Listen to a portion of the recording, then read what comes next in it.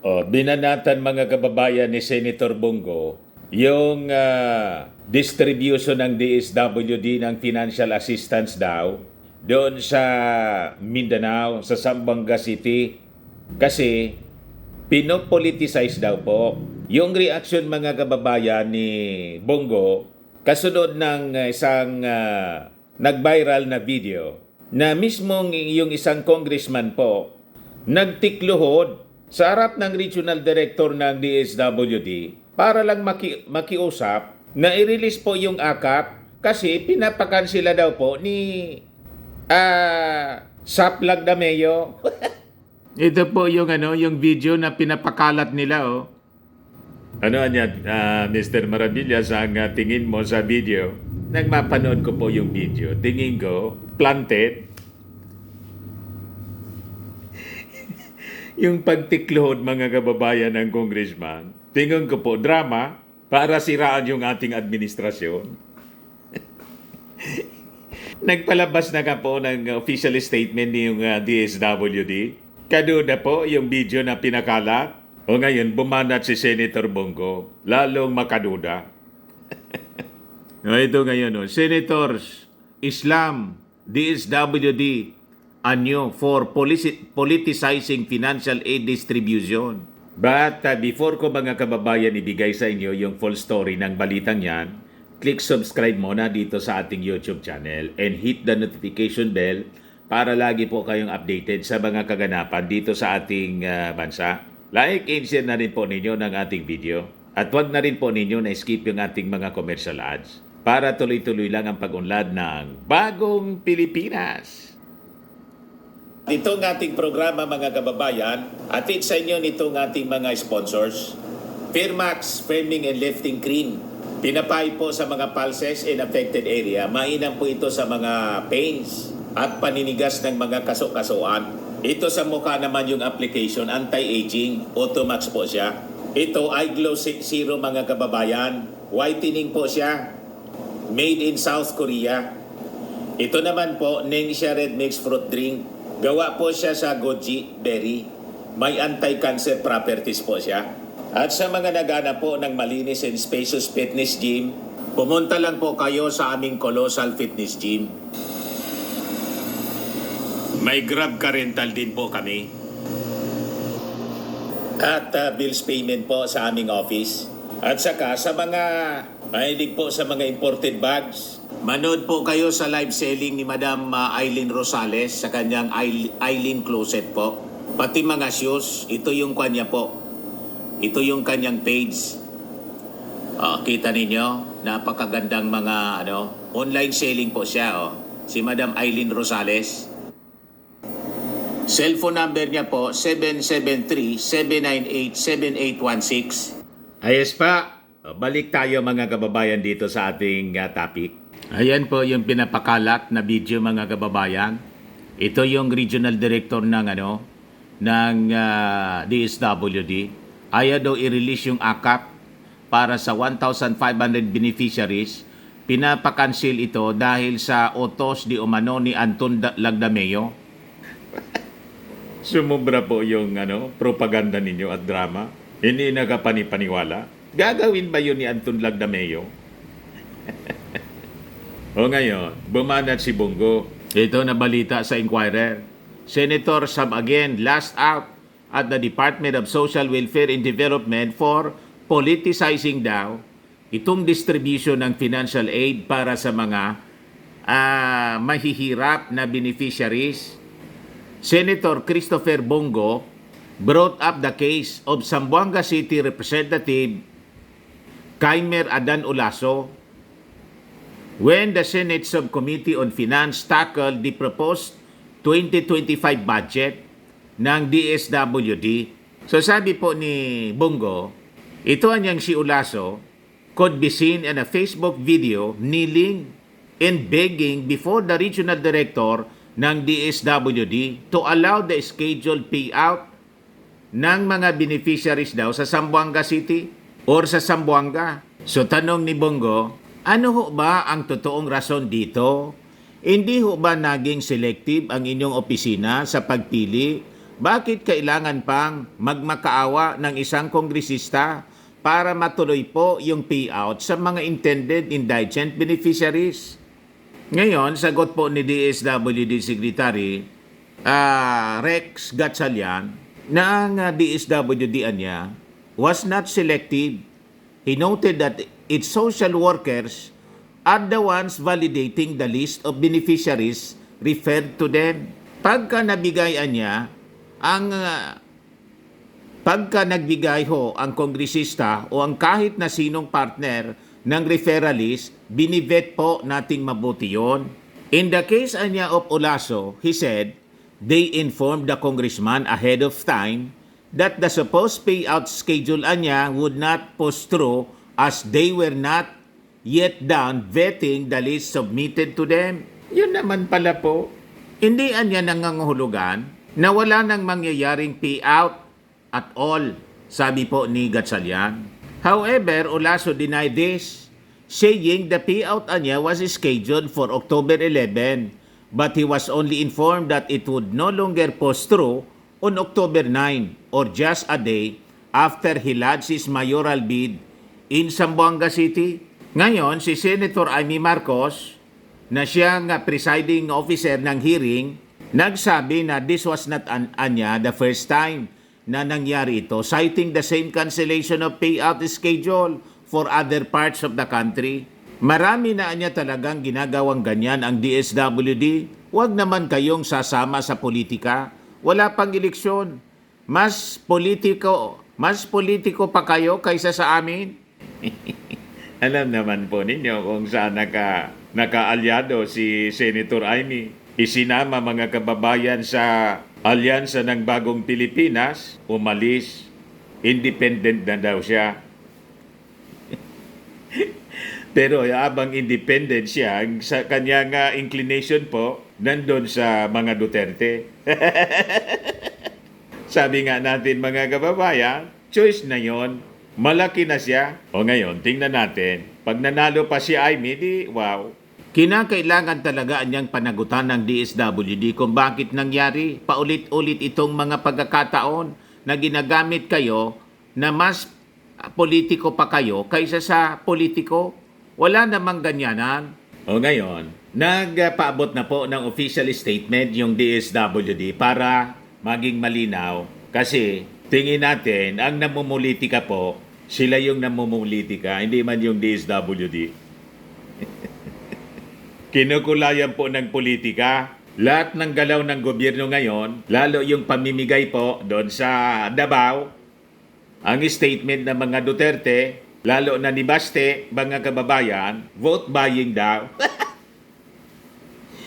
Paano naging vote buying po na wala pa man eleksyon? Tama pa, ang eleksyon po, midterm election sa 2025 pa, at lagi-laging namimigay. Dito nga sa Bicol po, na ang Bicol po, dilawan, pink. Pero tingnan ninyo, massive dito ang distribution po ng mga ayuda. Yan na akap, tupad. Pero talo dito si President Bongbong Marcos. So, yung Bicol region na isa pong Lenny country, laging opposition po ito, never na kinulayan po ng ating Pangulong Bongbong Marcos. So, malabo po itong drama ni Congressman Olaso. Masyadong OA po. Gagawin mo yung ganyan, mga kababayan, sa harap ng kamera. Masyado naman OA si Congressman para mapag-usapan at sabing pinopolitika sila. Ang tawag dyan, desperation. Tama po, mga kababayan. O, ito yung official statement ng DSWD. The DSWD, the government agency mandated to implement the protective services program such as the Assistance to Individuals in Crisis Situation or AICS, Ayuda sa Kapos, Angkita or AKAP, and the Sustainable Livelihood Program, SLP, among others, is subject to the department orders and guidelines to ensure the efficient implementation of these programs. The postponement of the schedule as well as delays in the payouts under AICS in AKAP may happen not only in in Field Office 9, but also in other DSWD regional offices which are properly coordinated with the respective stakeholders and partners.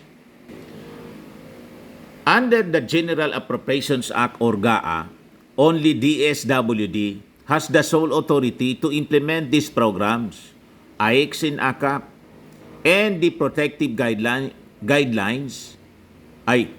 and the respective guidelines are properly communicated from the central office to the regional field offices. There is no specific line item in the GAA that entitles one congressional district to have an allocation in any amount in LADs with the DSWD that could benefit their constituents. But referrals are welcome pursuant to existing guidelines. Representative Kaimer Adan Olaso of the 1st District of Zamboanga City has been duly informed of the postponement of the AKA payout, and the DSWD deplores the political drama that transpired last Friday, October 11. Mahilig kayo sa drama? Lahat ng mga Duterte, lalo na si Inday po, mahilig sa drama. Hindi ninyo madadala sa ganyang drama yung ating mga mamamayang Pilipino. Masyadong halatado masyado. Kahit yung statement po ninyo, hindi ka panipaniwala. Ayan po yung post niya. Kung luluhod man ako para sa kapakanan ng mga mahihirap ay gagawin ko. Nangyari na, ibinuhos ko ang buhay ko para lamang sakluluhin ang mga naipit sa baha at sunog kasi ganun ko kamahal ang aking mga kababayan. Alatadong pampolitika po. Showbiz na showbiz po, mga kababayan. Sumobra yung acting po. Kasi nandyan yung mga kababayan niya, dangan yung media, lumuhod talaga po. Huwag kami, mga politikong trapo. Kaya sabi ng nag-react mga netizens po, sabi ni Agnes Kakal, "Friend, why do I have a feeling na may malalim na pinag-uugatan lahat ng mga balitang to? Parang may future Sara 2.0, meaning nagagamit siya ng mga politiko at inuugnay kay Lagdameo na imbestigahan ng Senado o Kongres." Sabi naman ni PBBM, kung may nakikitang putol yung kanya, sinulat niya, yung nagpapaawa effect ay strategy niya yan para makita ng mga tao na iboboto siya. Ang mga ganyan na politiko hindi dapat iboto. Noong 2022, 4 lang ang ibinoto ko noon. Masyado pong madrama. O ngayon, doon sa pagtatanong ni Amy Marcos, lalo sa naging reklamo ni Inday, sabi noon ni Inday, kapag mayroon kaming binibigyang endorsement ng AIX sa DSWD, kadalasan nasagot ay hindi pwede dahil galing yan sa OBP at kalaban yan na popolitikang assistance para sa ating mga kababayan. Yan yung sabi ni Inday during the discussion in the proposed 2025 budget. Kaya gusto niya ibigay sa kanya yung request niyang budget. Finalo up ni Senator Amy. Sabi niya, may update ba tungkol sa investigasyon ay pinangako ng DSWD tungkol kay BP Sara na sinasabi ng ating BP na tinatanggihan lagi ng DSWD ang kanyang mga request para bigyan ng financial assistance kapag raw nanggaling sa OBP, hindi naman pinagbibigyan. Sagot ni Secretary Rex Gatchalian, tinanong namin sa kanya, OBP Operations Director Norman Baloro, ano ba yung issue para alam namin ano yung tinitingnan? Ano yung titingnan? In fact, ang sabi niya, wala rin ho siyang alam kasi lahat naman ng referral daw nila malugod naming tinatanggap. We can furnish you the screenshots. Basag si Senator Amy. So malinaw po, ang namumulitika sila. Si Inday yung namumulitika na kinakampiyan ni Amy. O basag ngayon si Amy. Yossi, malamang mga kababayan, madamay si Amy kang nang kakakakampi sa mga Duterte. At dumidistansya siya sa kanyang kapatid, namamangka sa dalawang ilog. Pero sabi ni Aimee, hindi daw siya namamangka sa dalawang ilog, kundi siya mismo yung ilog. So tingnan natin, kung manalo pa si Aimee, di okay. Pag hindi po, deserve. O, di ba? Sa mga naghanap ng malinis and spacious fitness gym, pumunta lang po kayo sa aming Colossal Fitness Gym. We also offer Grab Car Rental with our brand new 2023 model ng Toyota Innova. We also accept booking for those who are planning to travel via PAL, Cebu Pacific, and other airline companies, local and international, and bills payment for Meralco Bills, PLDT, Aleco Bills, etc. Ang Colossal Fitness Gym is located at 3rd floor Security Bank Building, Landco Business Park, Legazpi City, Albay. For inquiries, look for Chilon Maravillas. Contact number 0966-802-0949. Yan yung aming Innova. Lagi na pong matao sa amin. Pati mga foreigners po, tingnan ninyo. Mga British tourists sila. Ang lalaki ng katawan na, mga kababayan, nag-gym sa amin. Ito naman po, Indian National.